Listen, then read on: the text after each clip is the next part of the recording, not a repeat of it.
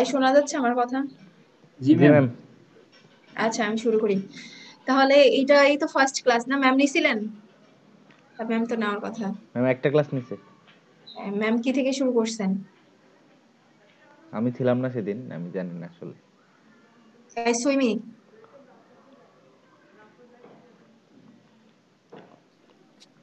Ma'am আসসালামু আলাইকুম। ওয়ালাইকুম আসসালাম। জি ম্যাম ম্যাম। কি শুরু করছিলেন, কোন টপিক থেকে? ম্যাম কমোডিটি ট্রিটমেন্ট, আচ্ছা, ওই যে community. Ma'am post harvest treatment ছিল যে ওইগুলো। হুম, আচ্ছা ঠিক আছে। আচ্ছা। আমি হচ্ছে শুরু করব, মানে মেইনলি পোস্ট হারভেস্ট টেকনোলজি। তোমার হর্টিকালচার ক্রপ সম্পর্কে দিয়ে এটা, মানে ইন্ট্রোডাকশন ক্লাস থেকে শুরু করে পোস্ট হারভেস্ট লস, তারপর কিভাবে হ্যান্ডলিং, প্রসেসিং, তারপর ক্যানিং, প্রিজার্ভেশন, এইগুলা হচ্ছে আমার এটার মধ্যে চলে আসবে। আচ্ছা, আহ তাহলে শুরু করি। পোস্ট হারভেস্ট টেকনোলজি মানে এই টার্মটা দিয়ে কি বোঝা যাচ্ছে, যে হারভেস্টিং এর পরে মেইনলি যে প্রসেসিং, তাই তো নাকি? জি ম্যাম।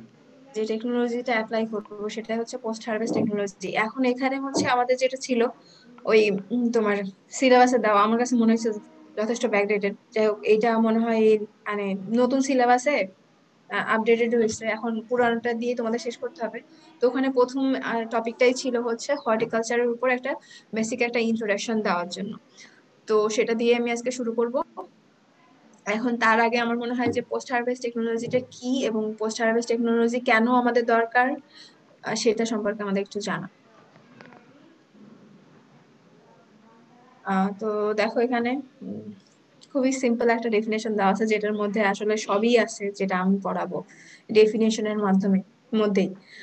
এটা হচ্ছে, it involves all treatments or processes that occur from time of harvesting until the foodstuff reaches the final consumer।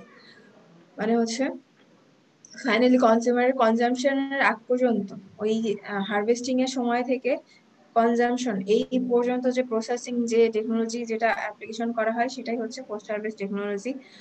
তো এটা একটা ডেফিনেশন নিচে দেওয়া আছে, যে এটা একটা হচ্ছে interdisciplinary science and technique applied to agricultural produce after harvest for its protection, conservation, processing, packing, distribution, marketing, and utilization to meet the food and nutritional requirements of the people in relation to their needs। আচ্ছা, এখন হচ্ছে প্রথম যে টার্মটা আসছে এখানে হচ্ছে interdisciplinary, মানে কি, যেটা হচ্ছে আমরা বুঝি যে দুই তিনটা ইয়ার মধ্যে যেটা হচ্ছে কোলাবোরেট করে যেটা অ্যাপ্লাই করা হয়, সেটা হচ্ছে ইন্টারডিসিপ্লিনারি। তো এখন এখানে সায়েন্স অ্যান্ড টেকনিক বা সায়েন্স অ্যান্ড টেকনোলজি যদি তুমি বলো, তো সায়েন্স অ্যান্ড টেকনোলজির মধ্যে পার্থক্য কি? সায়েন্স কি টেকনোলজি কি? বিন্দু।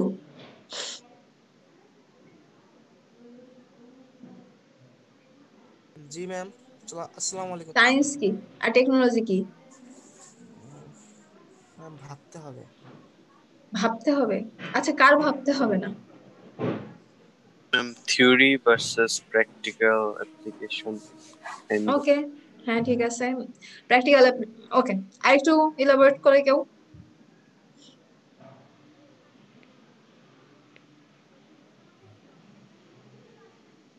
ম্যাম সায়েন্স হচ্ছে নলেজ, আর টেকনোলজি হচ্ছে সেই নলেজটা অ্যাপ্লাই করে কোনো একটা মানে প্রোডাক্ট হিসাবে যদি আমরা বিবেচনা করি, তাহলে কোনো মেশিন যদি তৈরি করে সেটা হচ্ছে টেকনোলজি, আর এর পেছনে যে মেকানিজম এটা হচ্ছে সায়েন্স। আচ্ছা ঠিক আছে, তো সায়েন্স হচ্ছে কোনো একটা বিষয়, মানে নির্দিষ্ট একটা বিষয় হচ্ছে কি বলবো, নলেজ বলবো, বা হচ্ছে সেটা হচ্ছে সেই নলেজটা কিভাবে পাওয়া যায়, অবজারভেশনের মাধ্যমে পাওয়া যায় অথবা এক্সপেরিমেন্টের মাধ্যমেও পাওয়া যায়, একটা বিশেষ একটা জ্ঞান। আর সেটাকে হচ্ছে যদি আমি যখন অ্যাপ্লাই করব, তখনই সেটা হচ্ছে টেকনোলজি হবে। আচ্ছা, তো এই সায়েন্স এন্ড টেকনোলজি এটা অ্যাপ্লাই করে আমাদের কি এই হারভেস্টিং এর পর থেকে শুরু করে এই প্রোডাক্টটার, মানে কোন একটা আহ, ধরো হচ্ছে এগ্রিকালচার প্রডিউস তোমাদের সাবজেক্টের নাম, তো এগ্রিকালচার প্রডিউসটার সেটার প্রোটেকশন, কিভাবে প্রোটেকশন করতে পারবো, তারপর কনজারভেশন, প্রসেসিং, প্যাকিং, ডিস্ট্রিবিউশন, এই যে টার্ম গুলা চলে আসছে, এইগুলোর মাধ্যমে আমরা শেষ কি করতে হবে, আমাদের নিড অনুযায়ী আমাদেরকে কনজিউমারের কাছে পৌঁছায় দিতে হবে। এই হোল প্রসেসটাই হচ্ছে পোস্ট হারভেস্ট টেকনোলজি। তো এই যে এই টার্ম চলে আসছে, production, conservation, processing, packing, distribution, marketing, এইগুলো দেখা যাচ্ছে যে এই সম্বন্ধে আমি এই পুরা কোর্সটা আমি পড়াবো। আর ম্যামও হচ্ছে ওই যে ট্রিটমেন্ট, কিভাবে কি ট্রিটমেন্ট করা যায় ওগুলো নিয়ে পড়াবেন। আচ্ছা, কেন আমাদের হচ্ছে পোস্ট হারভেস্ট টেকনোলজিটা নেসেসারি, এইটা হচ্ছে আমার বলা লাগবে, তোমরাই বলো কেন পোস্ট হারভেস্ট টেকনোলজিটা আমাদের দরকার বা আমাদের আমাদের কেন পড়তে হচ্ছে।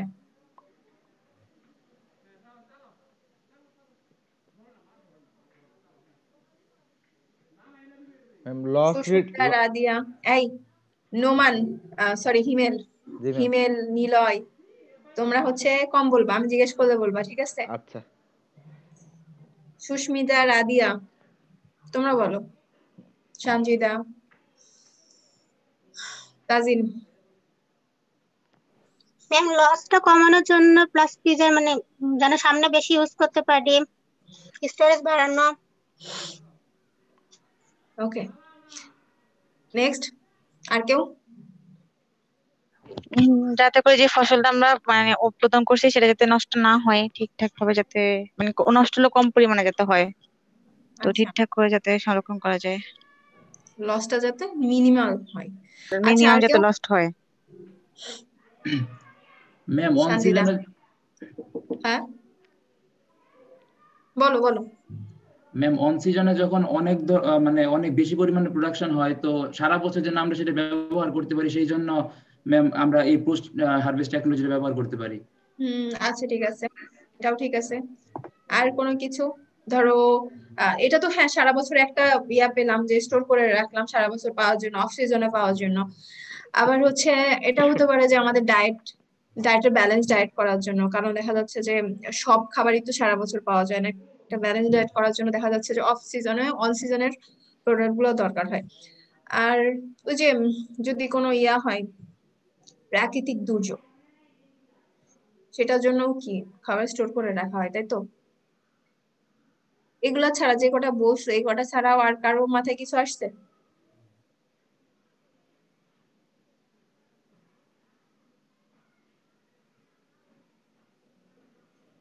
আচ্ছা, এখানে দেখো দু তিনটা দেওয়া আছে, তো তোমাদের যদি এরকম কেউ প্রশ্ন করে, তোমাদের যে কটা মাথায় আছে সবগুলা বলে দিবা। এখানে কয়েকটা আছে, সেটা হচ্ছে ফুড রিকোয়ারমেন্ট, যেটা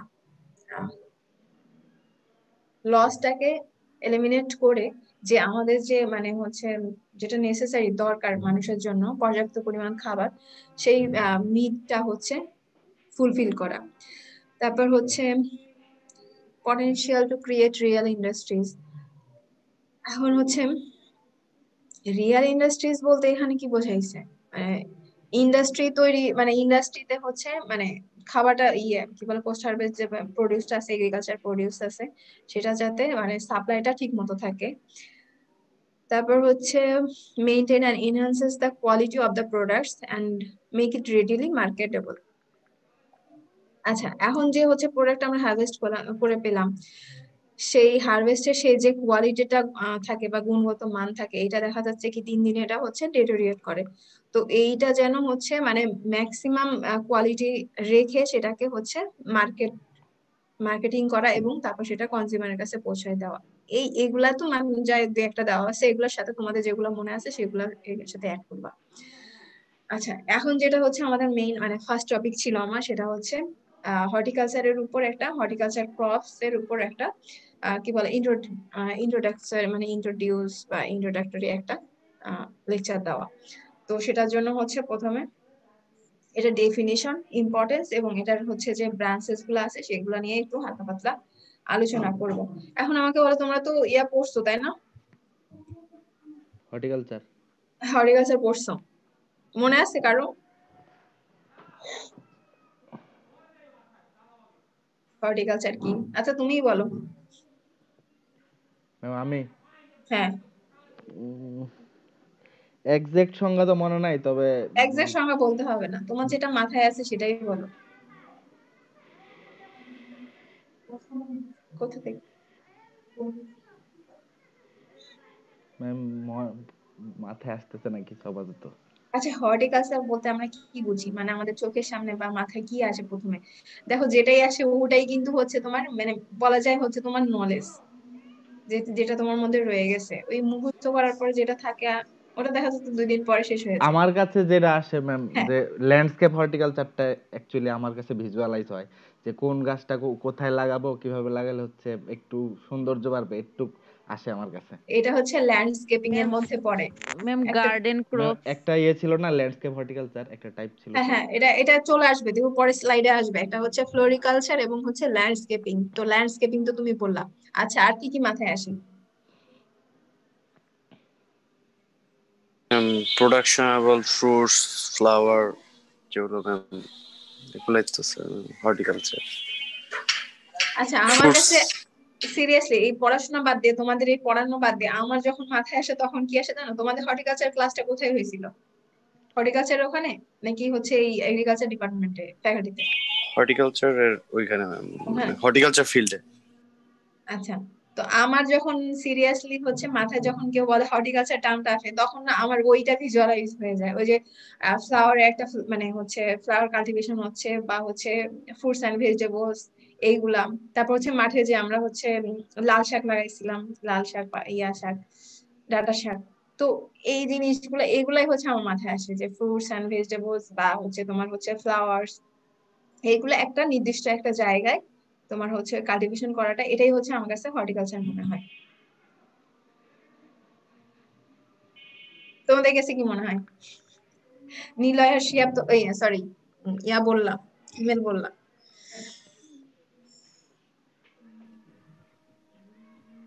এটাই তো না নাকি? জি ম্যাম, এটাই ম্যাম। আরো ম্যাম মাথায় আসতে পারে ম্যাম কিভাবে আমরা বিভিন্ন ধরনের গাছ জন্মাইতে পারি বিভিন্ন পদ্ধতিতে, কলমের মাধ্যমে বা অন্যান্য মাধ্যমে ম্যাম, এগুলো মাথায় আসতে পারে। আচ্ছা হ্যাঁ, কলমের মাধ্যমে আমরা কি জানি একটা লাগাইছিলাম, কি বলে, গোলাপ ম্যাম এটা। আমরা আমরা লিচুর কলম করছিলাম ম্যাম, তারপর আমের কলম করছিলাম ম্যাম। তারপর ট্রেনিং, প্রুনিং, এগুলো টাইম চলে আসছিল না? জি ম্যাম, এগুলো তো ছিল। আচ্ছা, এখন আমরা দেখি, এখন হর্টিকালচার বলতে যেটা প্রথমে বুঝাইছে, এটাকে যদি দুইটা পার্ট করা হয়, হর্টিকালচারটা ভাগ করা হয় দুইটা পার্টসে, সেটা হচ্ছে হর্টাস, এটা মানে হচ্ছে গার্ডেন, আর কালচার মানে কলোরি মানে হচ্ছে গ্রো আর কাল্টিভেট। সেটাকে এখন কালচারাল যদি ইয়া করা হয়, সেটা হচ্ছে কাল্টিভেশন। তার মানে কি, গার্ডেন কাল্টিভেশন বোঝাচ্ছে। তার মানে কি, একটা ছোট একটা জায়গায় গার্ডেন টাইপের এলাকাতে তোমার হচ্ছে কাল্টিভেশন করা। এখন হচ্ছে horticulture is that branch of agriculture who is concerned with the garden crops. এটা হচ্ছে এগ্রিকালচার একটা ব্রাঞ্চ যেটা হচ্ছে গার্ডেন ক্রপসটাকে কনসার্ন করে। আচ্ছা, এখন মেইন একটা ডেফিনেশন যেটা হচ্ছে নিচে দেওয়া আছে, সেটা হচ্ছে horticulture can also be defined as the branch of agriculture concerned with intensively cultivated plants used by men for food, for medicinal purposes, or for aesthetic purposes. দেখো তো এই ডেফিনেশনটা কি, মানে মানে সুন্দর না? সবকিছু বুঝাই দিয়েছে, মানে বোঝাই গেছে না যে এই একটা ডেফিনেশনের মাধ্যমে পুরো হর্টিকালচারটা। এটা একটা হর্টিকালচারের ব্রাঞ্চ যেটা হচ্ছে ইন্টেন্সিভলি কালটিভেট করা হয়, মানে অনেক কি বলবো এটাকে, ইন্টেন্সিভলি মানে কি, বাংলাটা মাথায় আসতেছে না। এক্সট্রিমলি। মানে হচ্ছে বেশি আদর যত্ন করে, আর জানি না, এটা এরকমই কিছু একটা। আচ্ছা, পালন করা হয়, এবং যেটা কি হয়, তোমার হচ্ছে খাবারের জন্য, বা হচ্ছে মেডিসিনাল পারপোজের জন্য, অথবা হচ্ছে অ্যাস্থেটিক পারপোজে, সৌন্দর্য বর্ধনের জন্য বা এন্টারটেইনমেন্টের জন্য তোমার হর্টিকালচারটা ইয়া করা হয়, প্ল্যান করা হয়। আচ্ছা, এখন কিছু ডিস্টিংগুইশিং ফিচার্স অফ হর্টিকালচার দেওয়া আছে, এই পয়েন্টগুলো একটু পড়ি। সেটা হচ্ছে horticulture crops are used in a living state, while others like grains etc are not used in a living state. Horticulture crop যেটা এখানে বুঝাইছি, সেটা হচ্ছে এটা হচ্ছে ইউজ করা হয় লিভিং স্টেটে। এখন যদি আমি বলি যে ফলের কথা যদি ধরি, তাহলে সে ফলটা দেখা যাচ্ছে যে আমরা কি করি, আমরা ফার্দার প্রসেসিং না করে কিন্তু লিভিং অবস্থায় কিন্তু আমরা খেয়ে ফেলি। ভেজিটেবলসটাও তাই, দেখা যাচ্ছে সালাদ করি, হ্যাঁ, আর যদি রান্না করি সেটা হচ্ছে আবার প্রসেসিং এ যেতে হবে। তাছাড়া আবার ফুল, সেটা হচ্ছে লিভিং স্টেটেই তোমার হচ্ছে কি জাস্ট এমনি মানুষকে দেওয়া হয় বা ইয়া করা হয়। কিন্তু যদি এগ্রিকালচার অন্য ব্রাঞ্চে যা হয়, গ্রেনস এর ক্ষেত্রে এখানে বলা হয়েছে, সেটা কি হয়, গ্রেনস কিন্তু সাধারণত তোমার প্রসেসিং না করে খাওয়া হয় না, মিনিমাম একটা প্রসেসিং করে তারপর হচ্ছে ইউজ করা হয় বা খাওয়া হয়। Horticultural crops are comparatively more intensively কালটিভেটেড than field crops. আসলেই তো তাই, একটা হচ্ছে ফিল্ডের ক্রপ যেমন হচ্ছে ধান বা ভুট্টা, যেমন চিন্তা করে একটা ওপেন ফিল্ডে ইয়া করা হয়, ওটা থেকে অনেক বেশি ইন্টেন্সিভলি কেয়ার নেওয়া হয় হর্টিকালচার ক্রপসে। তার মাটিটাকে উর্বর করা বা হচ্ছে সার টার দেওয়া সব মিলায় বা হচ্ছে ঘিরে দেওয়ার ব্যাপারটা সবকিছু মিলায় অনেক ইন্টেন্সিভলি কেয়ার নেওয়া হয়।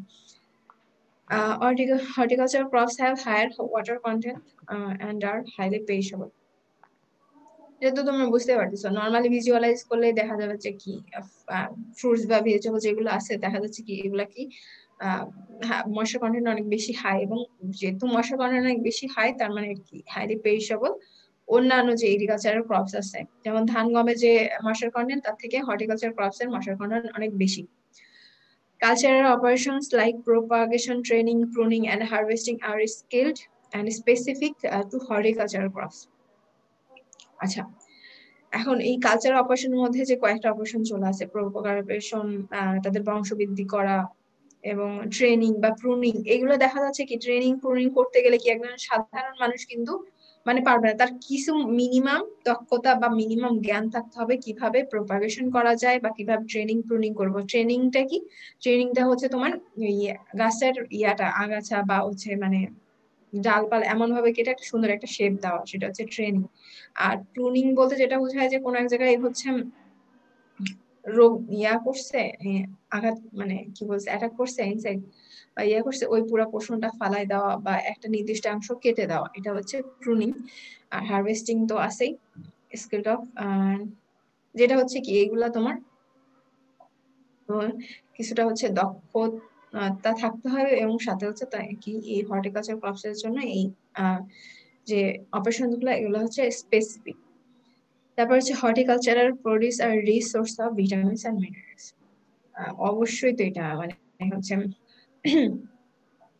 দেখো এগ্রিকালচার অন্যান্য ক্রপস যেটা আছে মানে ধান গম ভুট্টা যেগুলো আছে আর সাথে যদি কম্পেয়ার করি আমাদের ফ্রুটস এন্ড ভেজিটেবলস এ, তাহলে কি এইগুলা কি বেশি বেশি খেতে বলে? কেন খেতে বলো বলো তো? এইগুলা যদি নিউট্রিয়েন্ট কন্টেন্টের দিকে এই ভিটামিনস মিনারেলস বেশি আছে, এই ভিটামিন মিনারেলস এর কাজ কি আমাদের শরীরে?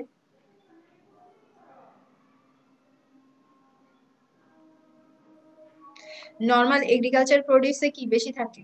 আমি যদি নর্মাল হচ্ছে আমাদের ভাতের সাথে কিসের একটা তুলনা দেই, ধরো হচ্ছে আপেলের তুলনা দিই, তো দুটা কি কি কাজে লাগতে পারে আমাদের শরীরে এবং কোনটাতে কোন কন্টেন্ট বেশি থাকে?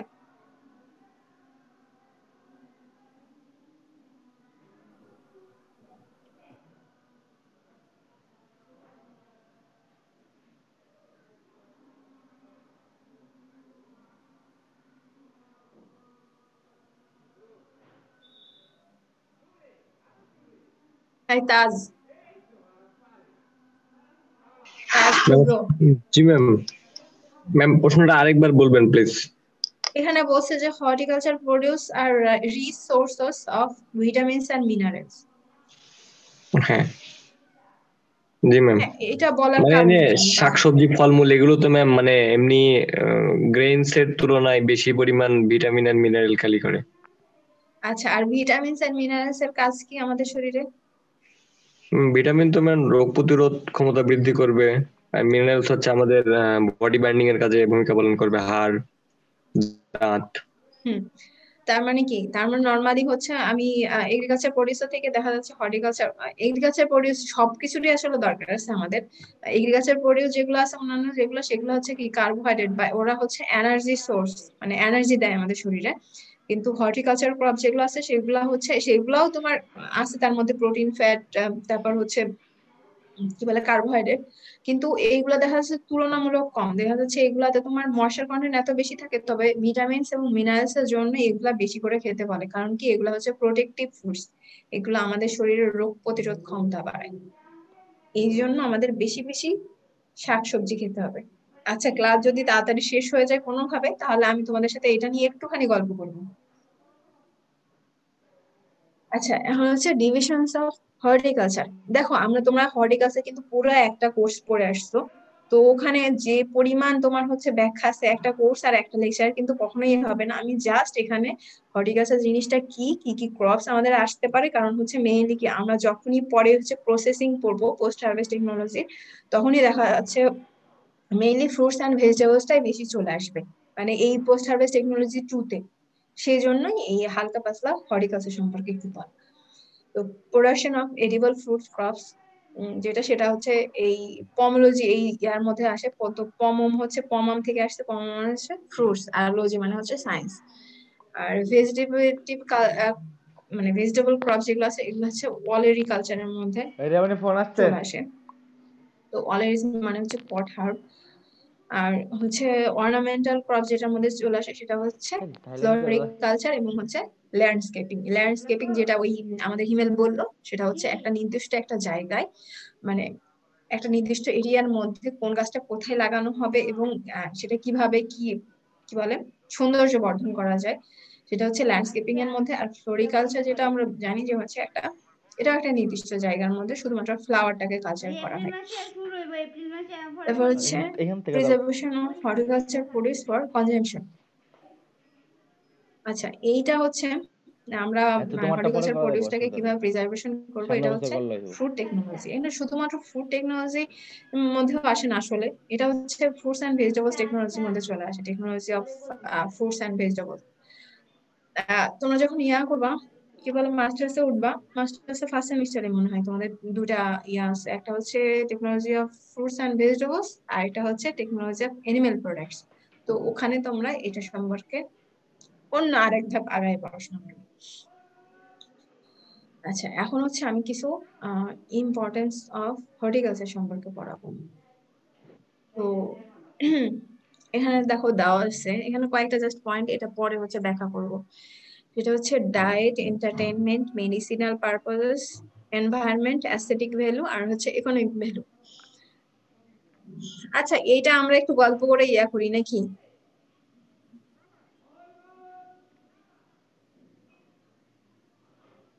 জি ম্যাম।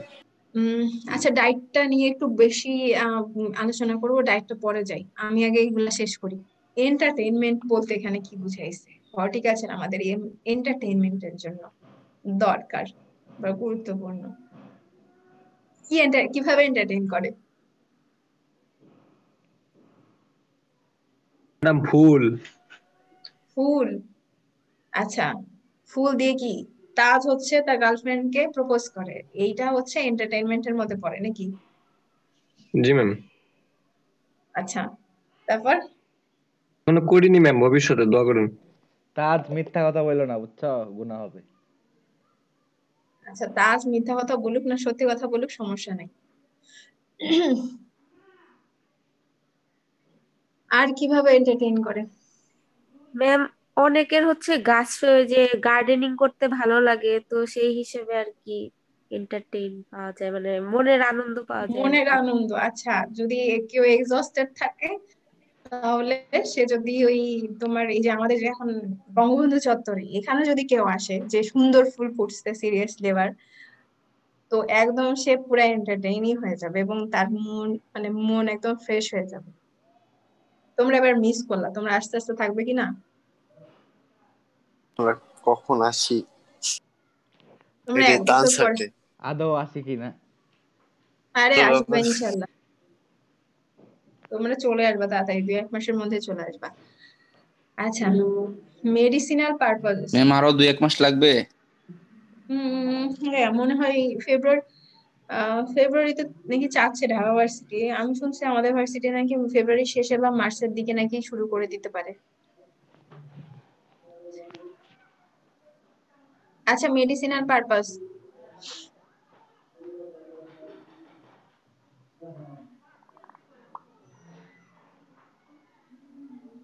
মেডিসিনাল পারপাস সম্পর্কে এখানে আমি বলবো, তারপর তোমাদের কারো জানা আছে কিছু কিভাবে?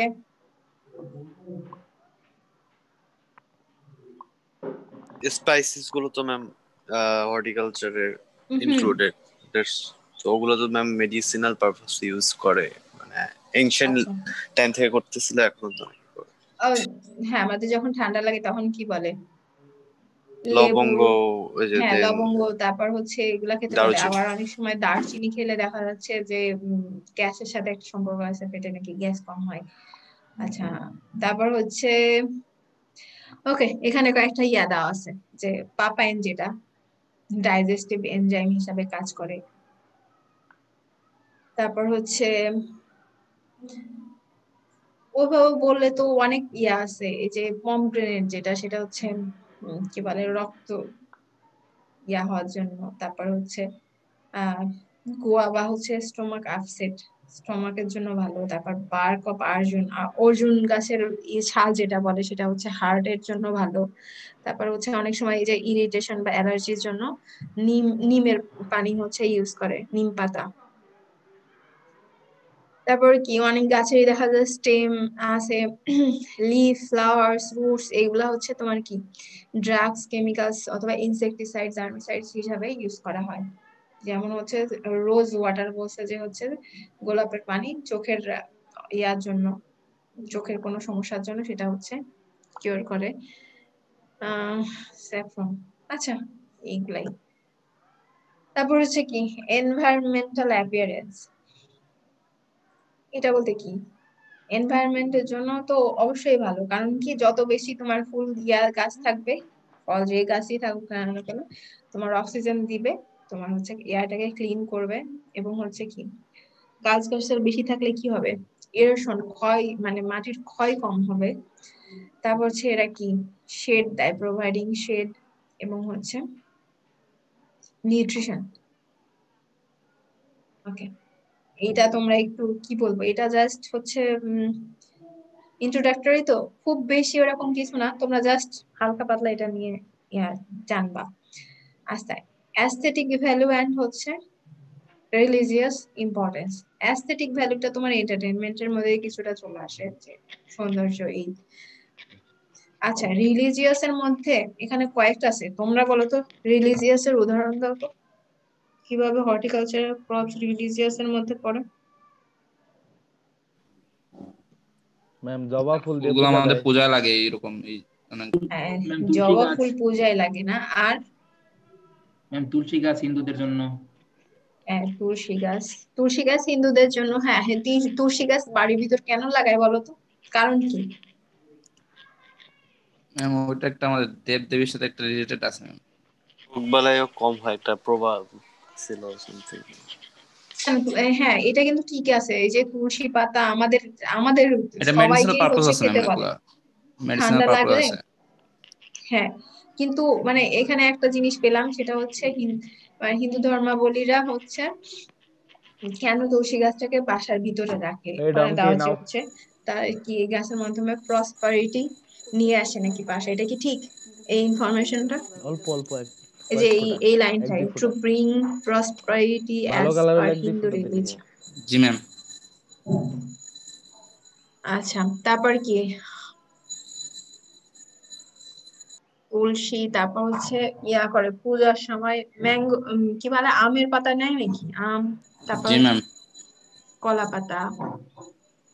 আচ্ছা, এখানে একটা লাস্ট পয়েন্ট হচ্ছে প্যারাডাইস গার্ডেন। তো হ্যাঙ্গিং ব্যাবিলিয়নের ঝুলন্ত উদ্যান, সেটা হচ্ছে one of the 7 wonders of the world. এই তো এগুলো হচ্ছে অ্যাস্থেটিক ভ্যালু, আর কিছু রিলিজিয়াস আছে। ওকে, তারপর হচ্ছে আর কি ইকোনমিক ইম্পর্টেন্স, এটা তো আছে তাই না, ইকোনমিক্যালি এটার ইম্পর্টেন্স। যেমন হচ্ছে বেশি করে যদি তুমি একটা হর্টিকালচার ক্রপস করো বা গার্ডেন তৈরি করো, বড় কোনো গার্ডেন, তাহলে কি সেখানে তোমার মানুষ লাগবে, তাহলে তুমি কি এমপ্লয়মেন্টের একটা হচ্ছে। তারপর তুমি হচ্ছে ফুড প্রডিউস করতে পারতেছো, যেটা হচ্ছে তুমি ফুড প্রডিউস করে সেটা হচ্ছে মানে সমাজের জন্য করতে পারতেছো, নিজেরও টাকা ইনকাম হচ্ছে। ওকে, আচ্ছা, এখন হচ্ছে এই হর্টিকালচারের কিছু এরিয়া আছে যেগুলো হচ্ছে তোমার এমপ্লয়মেন্টের ক্ষেত্রে আসতে পারে, সেটা হচ্ছে কয়েকটা আছে, fruit cultivation, vegetable cultivation, plantation, তারপর হচ্ছে seed production, cut flower production and floriculture, landscaping, nursery raising, tissue culture, marketing.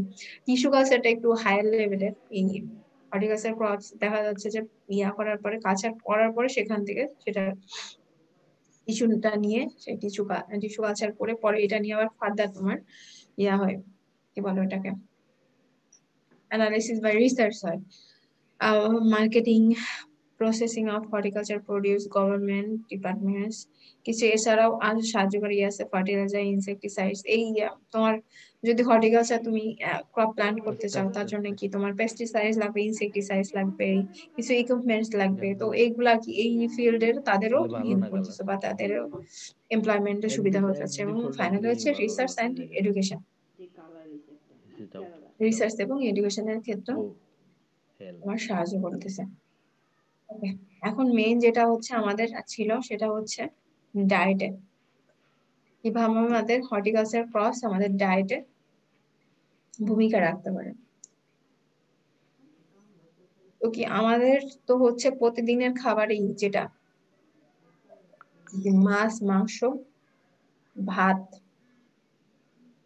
এই কয়টাই তো মেইন যেটা খাই। তারপরে তো এটা বাদ দিয়ে বা যা আছে যে ফল সবজি ফ্রুটস এগুলো সবই তো হর্টিকালচারের মধ্যে পড়ে আসে।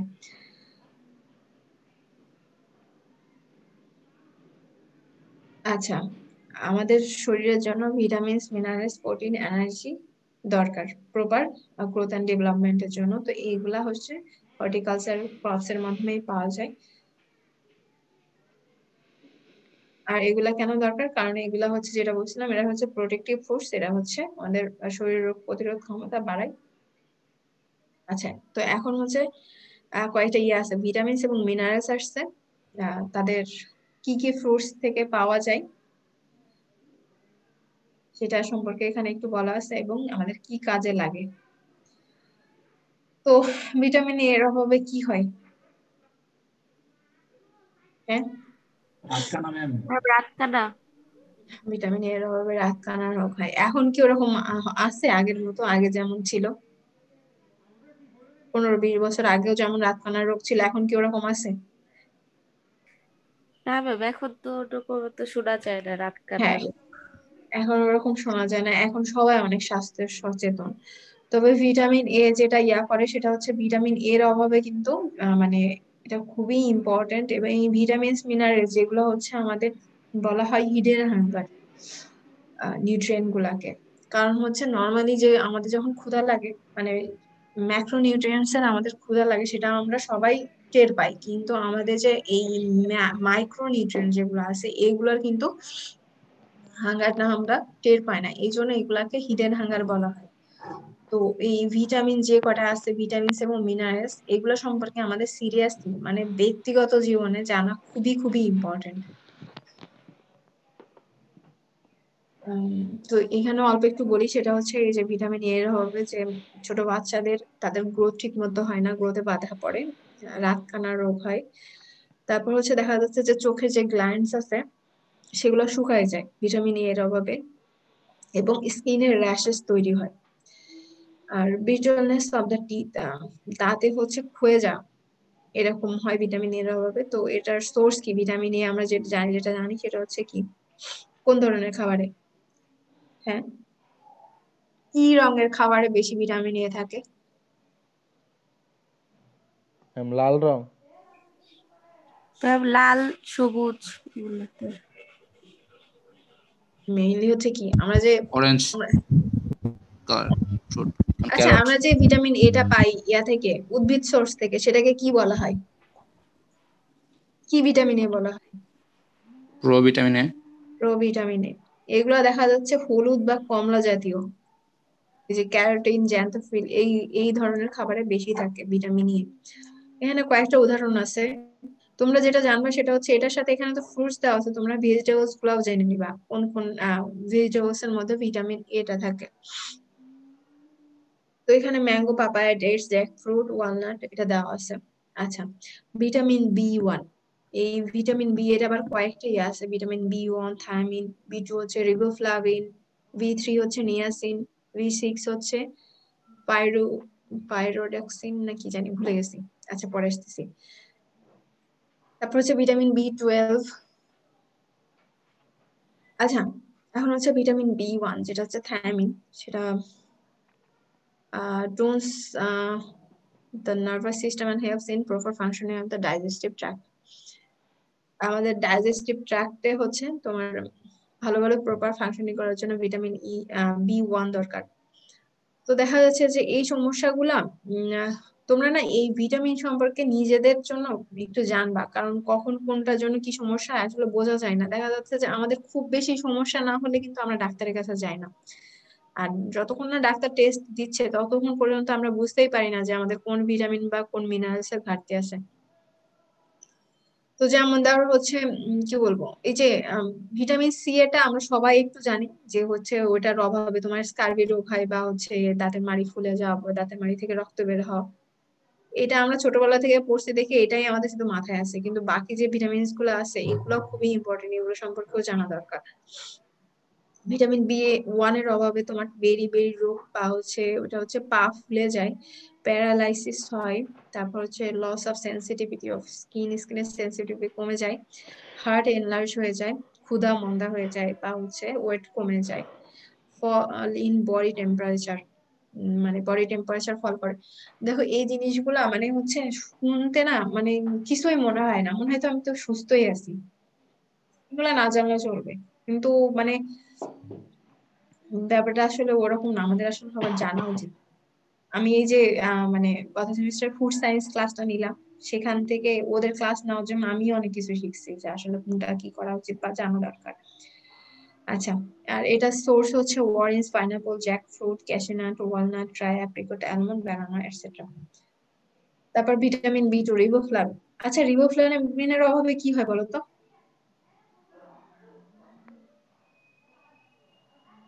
রিবোফ্লাভিনের জন্য আমাদের জিভায় একটা সমস্যা হয়, জিভা বা মুখে। কারো কেউ কোনোদিন ফেস করছো? ঘা হয় অথবা ওই যে দানার মতো কি যেন ওঠে ওইটা। হ্যাঁ, দানার মতো ওঠে, ঘা হয়। দেখা যাচ্ছে যে কারো এরকম হয়েছে যে খেতে যাচ্ছ অনেক বেশি ঝাল লাগতেছে, মানে হালকা ঝালই তোমার কাছে অনেক বেশি মনে হচ্ছে, এরকম হয়েছে কারো? এই ঘা হওয়ার জন্যই দেখা যাচ্ছে জিভাটা মানে একটু কেমন হয়ে যায় আর একটু ফ্যাকাশেও হয়ে যায়, আর তুমি খেতে গেলে তোমার সমস্যা হয়, এটা ফিল করা যায়।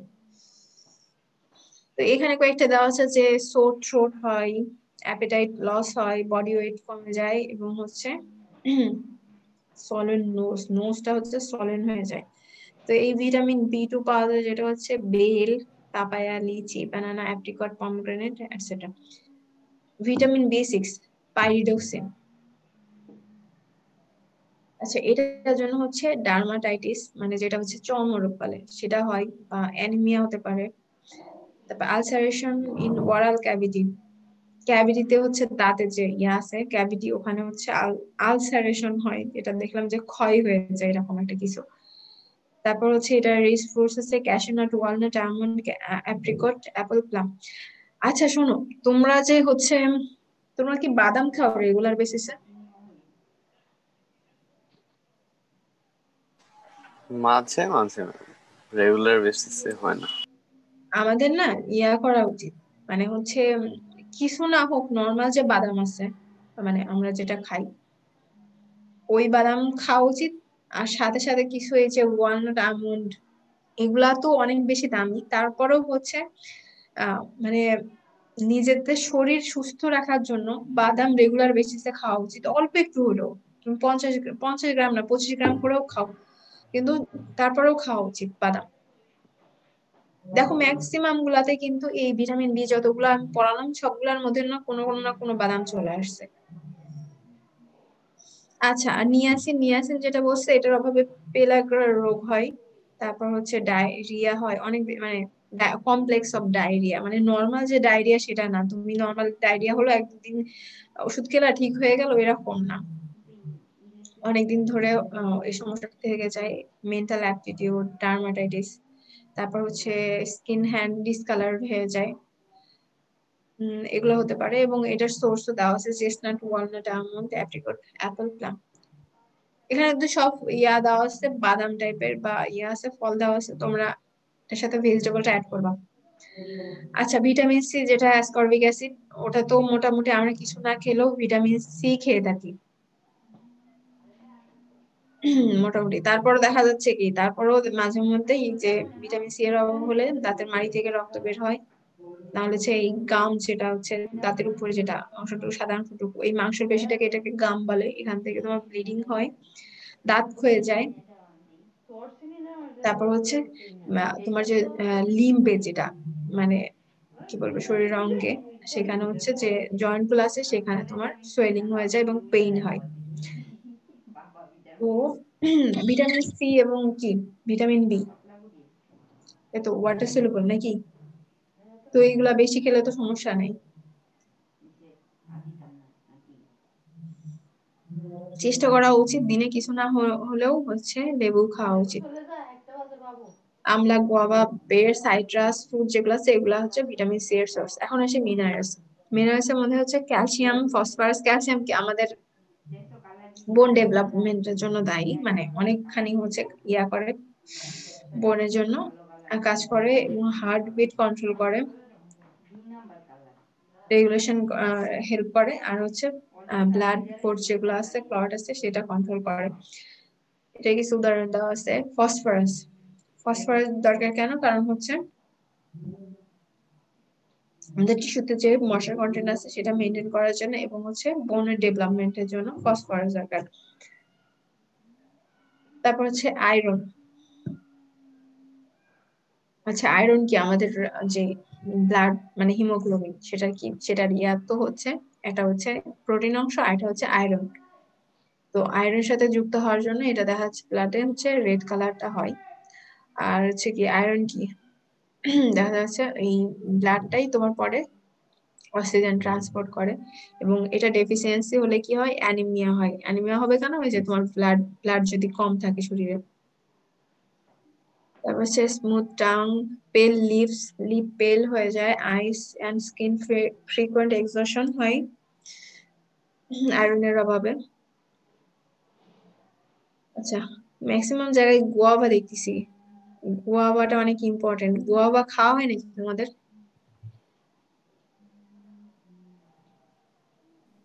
জি ম্যাম, খাওয়া হয় তো। আচ্ছা, এইগুলা যেগুলা বললাম, এগুলা হচ্ছে তোমার সব হচ্ছে মোটামুটি প্রোটেক্টিভ ইয়ার মধ্যে পড়ে মানে ফুডসের মধ্যে পড়ে আসে। আর হচ্ছে প্রোটিন যেটা, সেটা হচ্ছে মেইনলি কি আমাদের শরীরে কি ফ্যাটস এবং কার্বোহাইড্রেট হচ্ছে তোমার এনার্জি ইল্ডিং ফুডস, আর প্রোটিন হচ্ছে বডি বিল্ডিং ফুডস। তো আমাদের শরীরের মানে বডি বিল্ড হওয়ার জন্য প্রোটিনটা খুব বেশি দরকার। তো এটা যদি কম হয়, প্রোটিনটা কম হয়, তাহলে দেখা যাচ্ছে কি গ্রোথ রিটার্ড হয়ে যায়, এবং হচ্ছে বিভিন্ন ধরনের ডিজিজ, এবং দেখা যাচ্ছে যে রোগ হওয়ার প্রবণতা অনেক বেশি বেড়ে যায়। তবে ম্যাক্সিমাম ফ্রুটস যেটা বললাম, যে এটা হচ্ছে প্রোটিনের পরিমাণ কম থাকে, বা কার্বোহাইড্রেটের পরিমাণ, কার্বোহাইড্রেট কিছু আছে, কিছুতে অনেক বেশি থাকে, কিন্তু হচ্ছে প্রোটিনের পরিমাণ কম থাকে। এগুলাতে কি হয়, তেমন মাইক্রো নিউট্রিয়েন্টস গুলা বেশি থাকে। আচ্ছা, এনজাইমস হচ্ছে আমাদের কি, আমাদের শরীরে তোমার ডাইজেস্টিভ বলো বা মেটাবলিক অ্যাক্টিভিটিস এর জন্য আমাদের এনজাইম দরকার হয়। তো ফুড সোর্স থেকেও তো এনজাইম পাওয়া যায়, যেমন পাপায়া থেকে পাপাইন, আর হচ্ছে ব্রোমেলিন পাওয়া যায় পাইনাপল থেকে। এই জন্য বেশি করে তোমার হচ্ছে পেঁপে ভর্তা বা কাঁচা পেঁপে খাওয়া উচিত। আনারসও যদি অ্যাভেলেবল থাকে, আনারস খাওয়া যায়, কারণ এগুলো থেকে আমরা লাইভ এনজাইম পেয়ে যাচ্ছি। এটা আমাদের শরীরে পড়ে যে আমাদের ডাইজেস্টিভের মানে ডাইজেশনের জন্য অনেক ভালো হেল্প করে। তারপর হচ্ছে আবার ধরো যাদের শরীরে হচ্ছে তোমার এনজাইম প্রোডাকশনটা অনেক কম হয়, তাদের দেখা যায় যে বাইরে থেকে তোমার হচ্ছে এনজাইম সাপ্লিমেন্ট দিতে হয়। তো সেই সব পেশেন্টদের জন্য তোমার এরকম বলে যে পেঁপেটা বেশি খাওয়ার জন্য, বা হচ্ছে লাইভ ফ্রুটস বেশি খাওয়ার জন্য। ফাইবার এন্ড র গেজেস, সেটা হচ্ছে ফাইবার মানে কি আমরা তো জানি তন্তু আঁশ, আর র গেজেস হচ্ছে ওই যে ভুসি, মানে ইসবগুলের ভুসি খায় না, ভুস টাইপের। তো fruits and vegetables supply rosaceous, and these are required for digestion and prevention of constipation.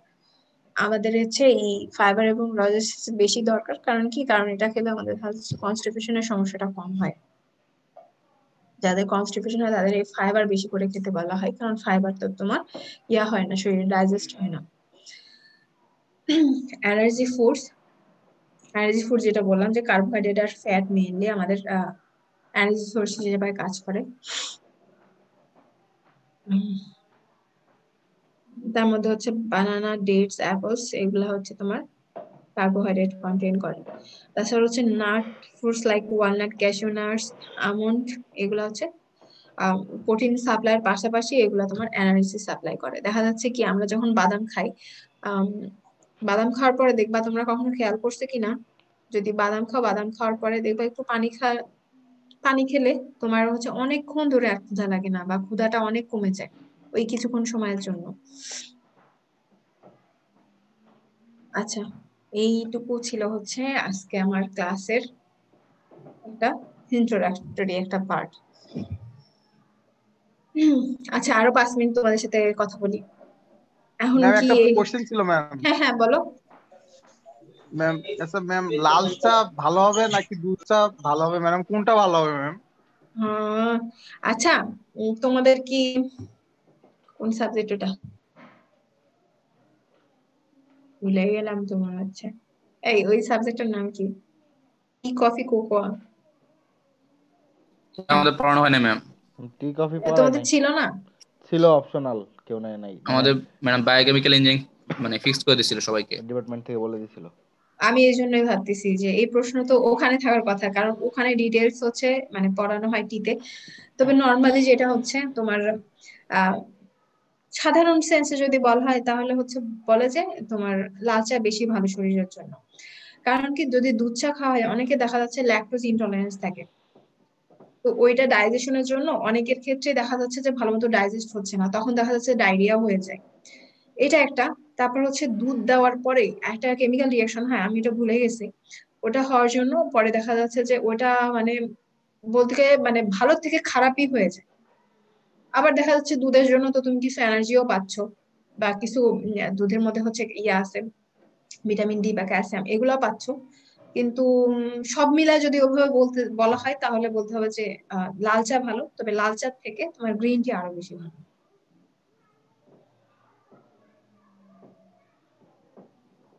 আর কারো কাছে কোনো প্রশ্ন?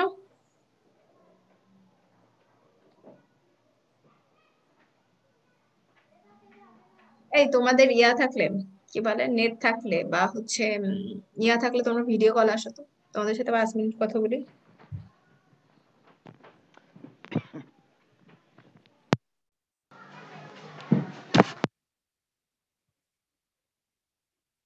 ভিডিও অন করা লাগবে রে,